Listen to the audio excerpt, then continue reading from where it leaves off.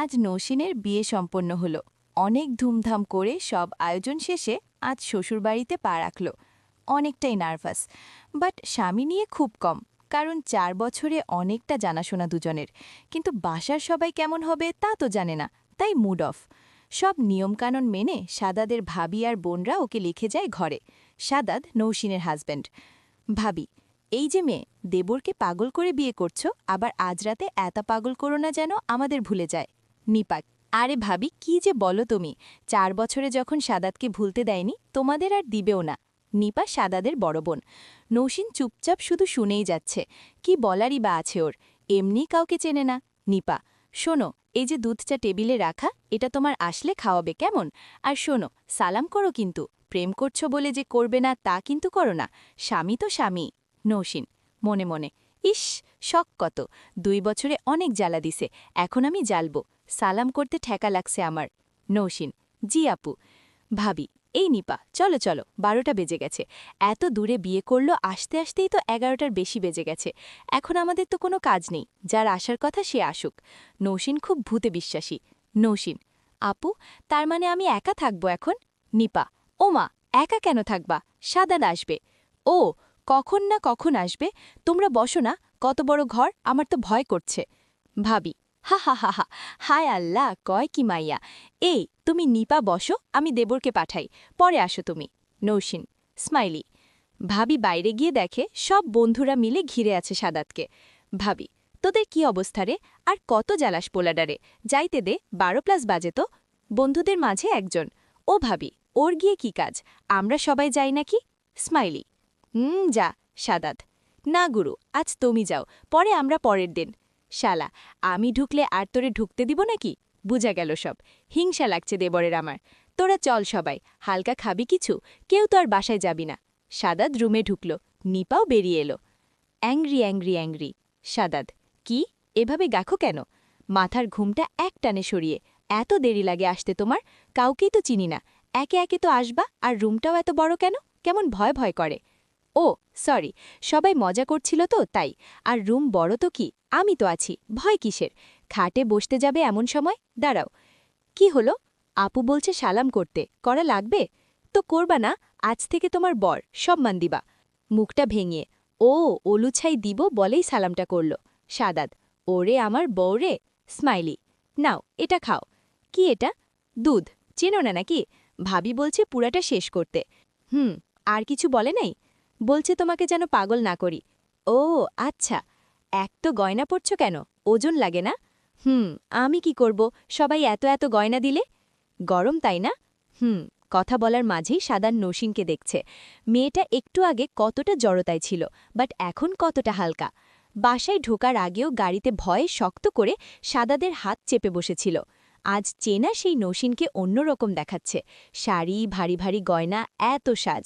সাদাদের ইচ্ছা করছে সব কিছু নষ্ট করে দিতে। ওর এত সৌন্দর্য ধরে রাখতে ইচ্ছা করছে না। এই সাদাদ, কি দেখো এত? ঘড়ি দেখো, 1টা বাজে।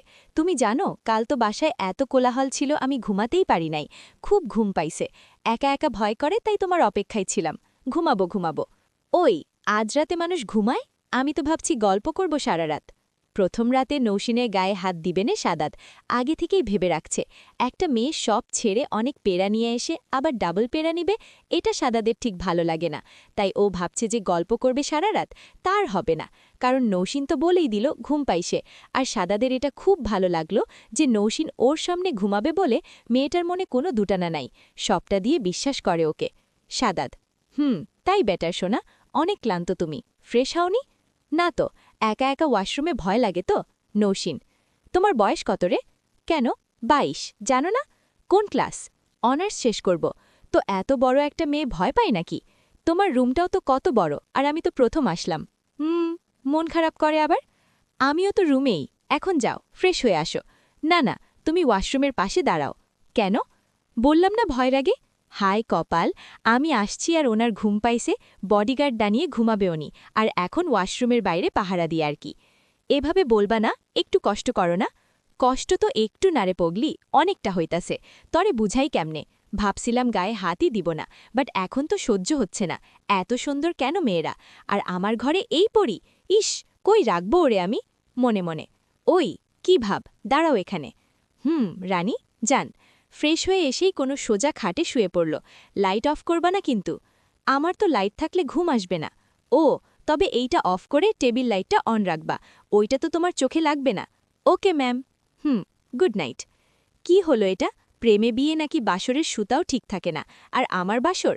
পাগলি রে, স্মাইলি। নৌসিন এমনি ছোট মানুষই, স্মাইলি। তবে সাদানের জন্য পাগল। সাদাদের ঘুম আসছে না, একটা ডায়েরি হাতে নিল।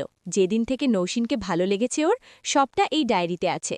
নৌসিন তো ঘুম, তো ডায়েরিটার সাথেই গল্প করক। ডায়েরি খুলতে যাবে তো ঘুম ঘুম গলাতে নৌসিন বলল, জান, আমি কিন্তু অনেক নাচানাচি করি ঘুমে, তুমি কিন্তু রাগ করবা না। স্মাইলি। নাচবাই শুধু ফুটবল খেল, রাগ করলেই বাকি। কথা শেষ করার পর নৌসিনের দিকে ফিরলে দেখে বিশাল ঘুম এসে, তো ডায়েরিটা নিয়ে টেবিলে বসবে। একটা আওয়াজ আসলো, নৌসিনের গহনার। ইস, পাগলি গহনাও খোলে নাই, ঘুমাতে পারছে না ঠিকমতো। কোনো কিছু না ভেবেই গহনা খুলতে গেল। এত কিছু রে ভাই, বলতে বলতে চুড়িগুলো খোলে। তারপর নৌসিনী ঘুম নিয়ে বলে, কামের দুল। সেটাও খোলে। আবার হাতটা নৌসিনোর গলার উপর দিয়ে দেই, হাড়গুলো খোলো। এবার সাদাদের সহ্য হচ্ছে না, এত ভরসা গলা, আর হাতটা গলাতে হাড় খোলার জন্য ওর ঘাড়েও হাত দিতে হবে। কি হতো গহনাগুলো নিজে খুলল, কিন্তু ওর কথা শুনবে যে, সে তো ঘুম রাজ্যে। হাড়টা খুলতে যাবে, দুটা হাড় খোলা শেষ। একটা কিভাবে জানি আটকে গেছে, আর সেটা খুলবে তার আগেই ওনার বউ অন্যদিকে ফিরে গেছে। মাথার ওড়নাটা সরালো, ঘাড়টা পুরো দেখা যাচ্ছে। 4 বছরে নৌসিনের শরীরটা এত এভাবে দেখেনি। বিয়ে ঠিক হয়ে গেলে কাহিনী করছে, বাট আজ তো বউ এমনভাবে পাগল হচ্ছে কেন নিজেই জানে না। 2 মিনিট বসে থেকে সব ভাবনা ভুলে হাড়টা খুলল। ওর সরতে মন চাইছে না। কি নিষ্পাপ লাগছে নৌসিনকে। কিছুক্ষণ পর, না, কিচ্ছু করা হবে না। স্মাইলি। তারপর নৌসিনকে ঠিক করে শুইয়ে দিয়ে কপালে একটা চুমু এঁকে দিল। স্মাইলি। লাইটটা অফ করে টেবিল লাইটটা অন করল। নৌসিন তো ঘুম রাজ্যে। সাদাত মনে মনে ভাবল, আমার না হয় পুরনো ডায়েরির পাতাগুলোর সাথে রাতটা জাগা যাক। স্মাইলি।